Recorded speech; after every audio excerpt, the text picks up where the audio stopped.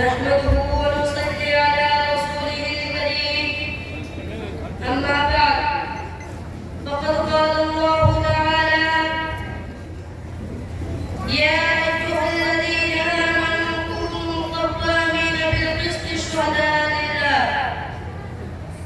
برادران اسلام میں نے آپ حضرات کے سامنے قرآن کریم کی ایک ایسی آیت پڑھی ہے جس کو مسلمانوں کو انصاف قائم کرنے کی تلقین کی گئی ہے، جس میں محبت کی اہمیت و برکت بیان کی گئی ہے۔ انہی کی روشنی میں مجھے اسلام انصاف و محبت کا دین ہے کہ موضوع پر کلام کرنا ہے۔ محبان اسلام، اس صفحہ گیتی پر جس وقت اسلام کا نعرہ توحید و ایمان بلند ہوا اور پیغام محبت و انصاف پہنچا، وہ ایک ایسا دور تھا کہ اپنے زمین پر کوئی ایسی قوم نظر نہیں آ رہی تھی جو مزاج کے اعتبار سے صالح نہیں جا سکے، اور نہ کوئی ایسی حکومت تھی جس کی بنیاد عدل و انصاف اور محبت و محبت پر ہو، بلکہ ہر طرف انارکی، بدامنی، ظلم و بربریت کا دور دورہ تھا۔ فطرت والے خدمت انسانیت کو چلا رہے تھے، چور و ستم کو شعلے تخلیق کاری مانگتے تھے، وہ خطر و برابری اور ظلم و استبداد کا ماحول میں عدل و انصاف کا تصور بھی پورا بن گیا تھا، یعنی جس کی لاٹھی اس کی بھینس کا ماحول تھا، طاقت و منمانی کرتے، ضعیفوں کے حقوق کو نصب کرنے، ظلم و ستم کا نشانہ بناتے، کوئی ہاتھ پکڑنے والا نہیں تھا۔ ایسے ماحول میں عدل و انصاف کا نعرہ بلند کیا اور مسلمانوں کو حکم دیا کہ انصاف کی سربلندی کے لیے تیار ہو جاؤ، عدل و انصاف کا خطر بن جاؤ۔ لہذا ارشاد باری ہوا یا ایھا الذین آمنوا کونوا قوامین بالقسط شہداء للہ ولو علی انفسکم و بالوالدین والاقربین۔ اے ایمان والو، تمام معاملات میں اور ادا حق کے وقت اور فیصلے کے وقت انصاف پر خود قائم رہنے والے بن جاؤ اور اللہ کے لیے گواہی دینے والے بن کر رہو، اگرچہ اپنی ذات کے خلاف کرے یا والدین اور دوسرے رشتہ داروں کے مقابل ہو۔ بزرگان ملت، دنیا میں امن و امان قائم کرنے کے لیے دو ہی چیزیں میسر ہو سکتی ہیں، ایک تو عدل و انصاف کا قیام، دوسرا محبت و قوت کی فلاح۔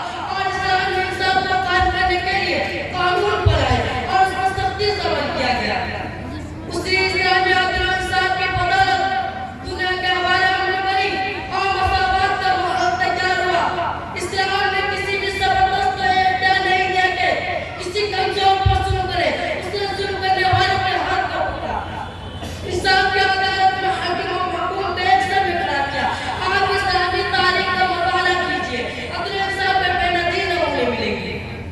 امیر المومنین فاروق اعظم کے عدل مستری اسلامی تعلیمات کا وہ روشن پہلو ہے جس کے سامنے بشروا کی انصاف پسندی اور عدل پروری بھی مات پڑ جاتی ہے۔ حضرت عمر بن خطاب رضی اللہ عنہ کا وہ تعلیم خود کا کون بھول سکتا ہے جبکہ انہوں نے سماج میں خلافت سنبھالا تھا اور فرمایا تھا سنو بے شک میں نے شدت کئی گناہ پر کی لیکن میری سختی مسلمانوں پر ظلم و زیادتی کرنے والوں پر ہوگی، میں کسی بھی ظلم کرنے والوں کو نہیں بخشوں گا، یہاں تک کہ اس کے ایک رخسار کو زمین پر رکھوں گا اور دوسرے رخسار پر اپنا قدم رکھوں گا، اور یہاں تک کہ وہ حق کو ماننے والا بن جائے۔